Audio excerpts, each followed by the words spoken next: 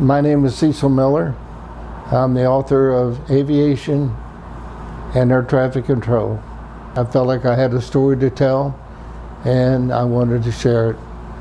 So I decided the way to do that would be in a book form, and I was curious about the beginning of aviation. The Wright brothers made their first flight in 1903, and so I wrote the book from a period of time, 1900, because I was also interested in the future. The book goes up to 2050. What made the Wright brothers different from others? They did have an engine. They put on gliders, but the only way they could control the glider was with their weight, and they would lay on top of and move their weight from one side to the other, and that would change the direction. But they came up with actual controls that you could, like aileron, rudders, and that type of thing, which when you moved them, the flow of the air, the wind, would change the direction of the aircraft. The airplanes back in those days were open cockpit, and if you can just imagine going up and shooting with their pistols and their rifles and shooting at each other. The main thing that the military, and these were mostly military generals from the fighting on the ground, because there was no airplanes, and they seen the airplanes as a way to see over the hill, and they could see the enemy, see what they was doing and so forth, and then they could react to that with their troops on the ground. And when the war was over in 1918, then what do you do with all the pilots and all of the airplanes? Well, they decided to do airmail. And initially, airmail was started out by civilians, but most of them went to war. And another interesting thing with the mail, they took the mail from one point, like from New York, they would take it westbound, and when they got to the mountains, they couldn't get over the mountains with those older airplanes, and they would land and put the mail on a train, and then the train would finish the way to the west coast.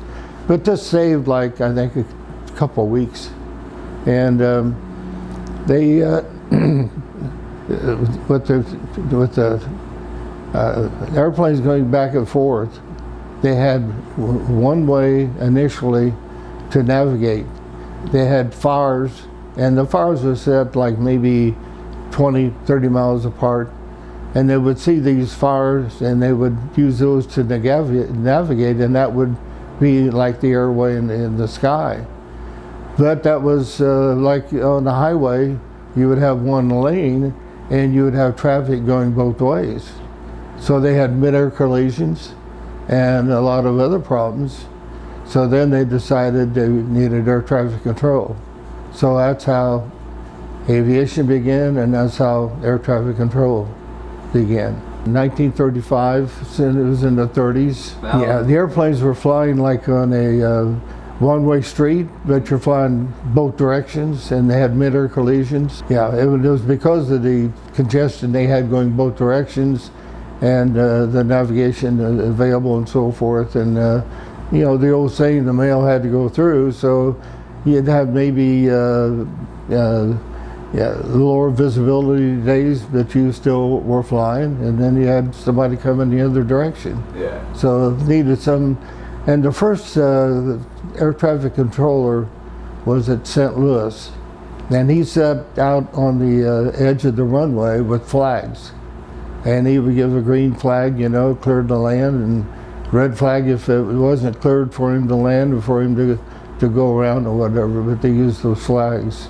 Back in those days, air traffic control was not, it was just very crude. These two airplanes took off from LA, and you get a certain distance away and you had to relay any information from the pilot to the air traffic controllers through your company dispatcher. And they had one aircraft at 21,000 feet, and he decided to take a look at and show the passengers on the ground where they could see the Grand Canyon.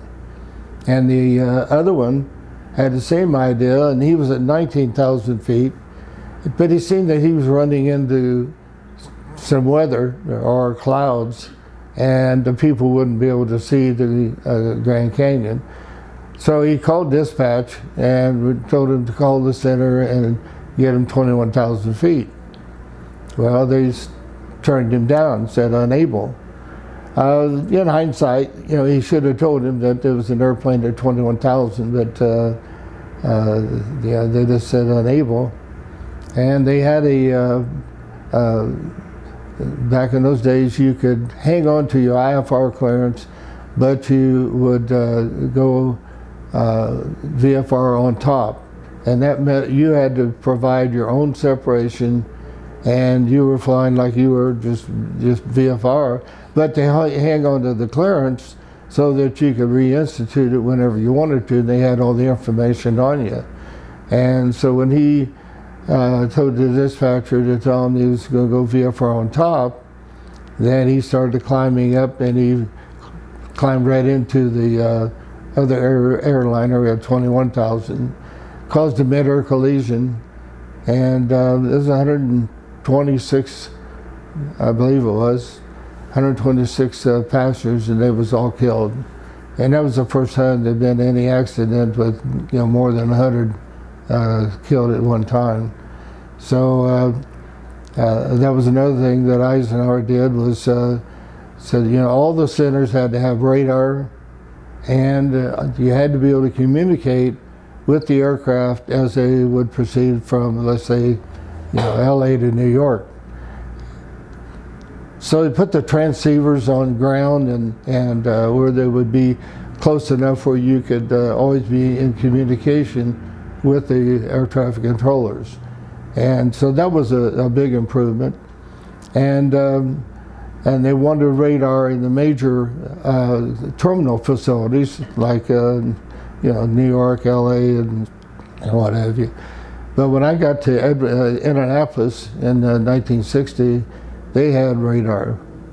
And the reason they had radar was there's what they call Tech Center. Tech Center develops all the future equipment for air traffic control.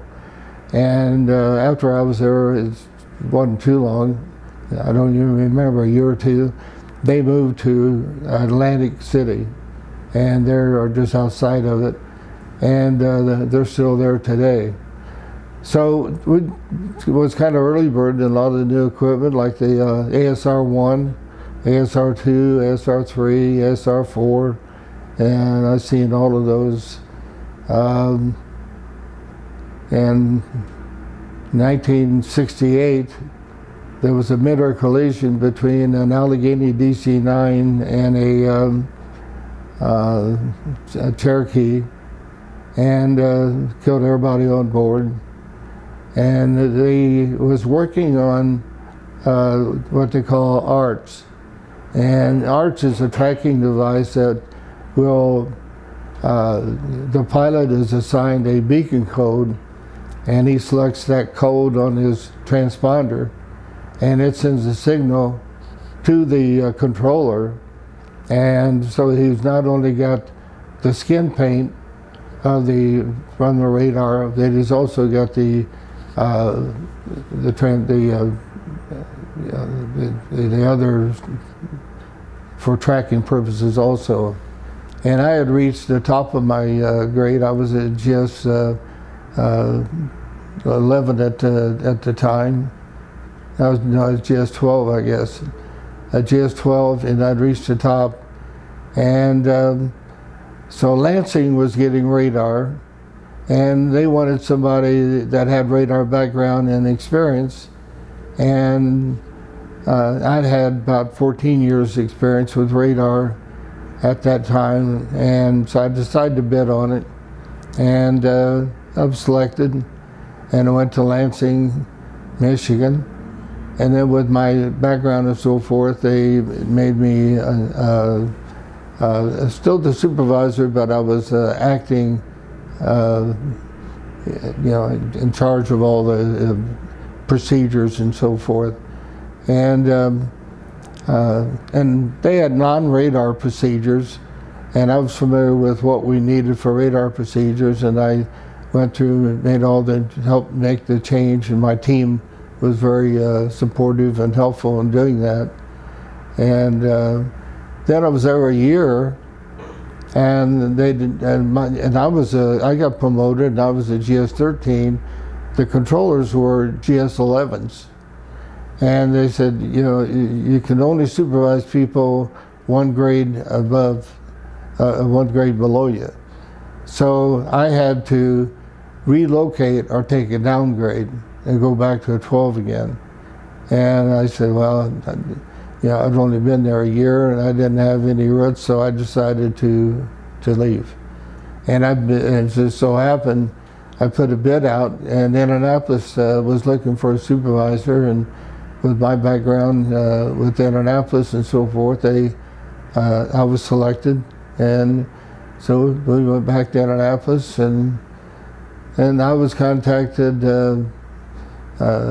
just a couple years after that, probably, and they was looking for somebody with my background experience for Kansas City International, and so I took it, and I was contacted and asked to bid it, and then so I went over and took a look and met with the chief and the deputy, and so I decided to bid on that, and I went over and then so many things happened. I was kind of like the outsider. The manager retired before I ever got there, the one that selected me. The deputy went to the regional office, so I really didn't know anybody, and I was an outsider. And they had all flat-face radar, and I was used to the vertical, and I knew the vertical was a lot better radar than the horizontal, the Hoppies. And so I was able to get those changed out. And some people resist change, and some like change. So then I decided that I wanted to be a controller, or not a controller, but I wanted to be around the airplanes, and rather be a controller, supervisor, first level. And to do that, I also thought I'd like staying in warm weather. And my wife and I, and the kids, we talked it over, and so we picked Atlanta and Dallas-Fort Worth. So I came to Dallas-Fort Worth for an interview, and then went back, and then I got a call that they selected me for Dallas-Fort Worth. And then I found out later Atlanta was interested in me, but they knew that I was going to Dallas. So I came to Dallas, and at that time we had a center tower located in between the two rows of terminals and the parallel runways, and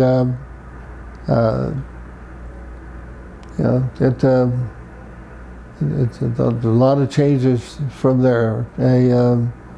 1986, I believe it was, 1986, they had a Delta Jet DC-10. No, it was a Delta Lucky 1011, I believe. And it was on final for DFW, and there was thunderstorms around the area. And he got on short final and encountered a wind burst, and it forced him down, and he was too low to regain control of the aircraft. And he hit a pickup on the ground and went into a water tower, and it killed, there was a few that survived it, but most of them was killed in that accident. So there's just a lot of things that a controller goes through, And in writing the book, I knew that the pilots would pretty much understand, what we do, because we were a team working, the pilot and the controller.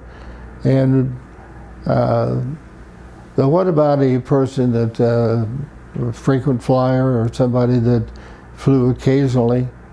They get on the airplane and they're greeted.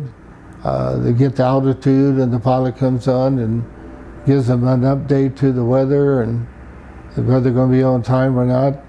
So they have a little interaction with the pilot, but they don't think maybe, how does the airplane get from A to B? And how it does is the controller, which nobody sees or hears, is working with the pilot, and between the two of them, they're able to get you there. But so I try to take you inside a control room and give you a little, what goes on behind the scenes, so to speak. And so I think a non-person, a non-aviation person would still enjoy the book. And but I got out of the controllers are like the pilots. You have to retire at a fairly young age for retirement. And so in 1990, I got out of the FAA, and I went to the FAA Academy for a year in Oklahoma City. And then I was offered a job in Washington, D.C., working with the futuristic branch. And I was on 4 national teams. And then I was offered a job in the regional office in Dallas-Fort Worth.